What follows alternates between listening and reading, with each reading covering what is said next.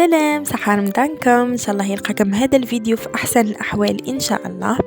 اليوم جبت لكم تحلية رائعة خفيفة ظريفة وتذوب في الفم. توالم سهرات رمضان، توالم سهرات عائلية، توالم كل الأوقات. نتمنى أنكم تجربوها وتنال إعجابكم إن شاء الله. نروحوا لهنا طريقة تحضير.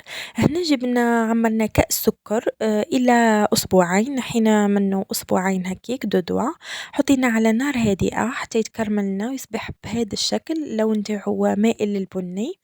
من جهة أخرى جبنا مغرف ممتلئة زبدة ذوبناها معاه، نذوبوه مليح مليح على نار ديما هادئة. من جهة أخرى جبنا نصف كأس حليب يكون بارد مع النشا، مع مغرف نشا تاني تكون ممتلئة، رحنا ضفناها ومزجناها جيدا حتى يصبح القوام نتاعو بهذا الشكل. من جهة أخرى رحنا جبنا يايورت بذوق الكراميل، هنا استعملت تاع القشطة ويايورت تاع ديالنا. درت زوز أنواع مختلفة مي توجور بذوق الكراميل. زدنا ضفنا كأس شانتيي بهذا الشكل، وهنا نصف كأس حليب، الحليب لهنا يكون بارد، وجبنا الباتر وطلعنا الخليط تاعنا نطلعوه مليح مليح حتى يصبح القوام تاعو متماسك بهذا الشكل. من جهة أخرى رحنا جبنا هادم لي بسكوي ولا لي لونغ دو شام يسميوهم هك، نقعناهم في القهوة، شربناهم مع القهوة مليح كيما راكم تشوفوا، وستفناهم في المول تاعنا، نعمرو كامل المول بهذا الشكل. من جهة أخرى نروحو نجيبو الكريمة اللي حطيناها في المبرد باش زاد تحكمت روحها أكتر، نديرو طبقة نمليوها كامل، نديرو طبقة مستوية بهذا الشكل.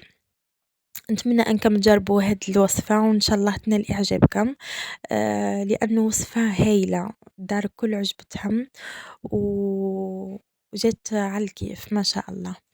هنا نديرو طبقة كامل مستوية. من جهة أخرى نجيبو البنان نديرو دي رونديل، دي بتيت رونديل بهذا الشكل.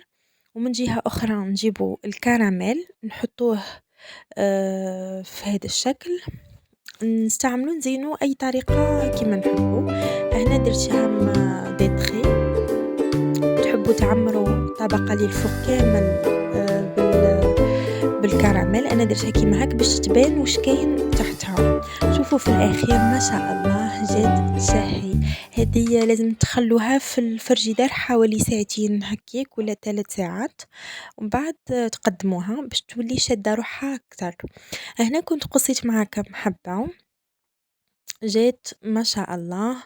نتمنى أنكم تعملوا لي جيم وبارتاج الفيديو، واللي مشتركين جدد نقول لكم مرحبا بكم، وما تنساوش تدعموني، ونلتقي في فيديوهات أخرى إن شاء الله.